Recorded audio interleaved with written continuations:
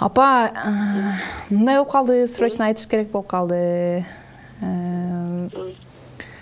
Бир 2-3 күндүн ичинде үйгө барышат экен да. Уялтам бирок айткандан. Эме, типа куда түшкөнүчү? Куда түшкөн сыяктуу болуп, сиздер менен таанышканы барат экен да, бирөө менен сүйлөшүп элем, ошонун ата-энесин жиберейин дейт. Эми дагы пранк кылып атасың. Жок, апа. Серьезно эле айттым. Просто срочно айтыш керек болуп калды. Азыр чалып айт деди да, азыр жанында отурат эле күйөөбаларыбыз.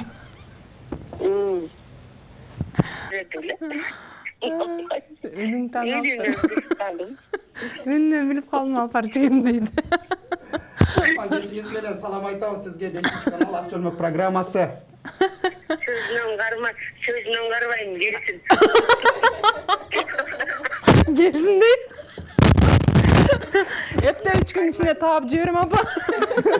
Буйрса барып калабыз. Кол чабуулар болсун, ыраазычылык билдиребиз.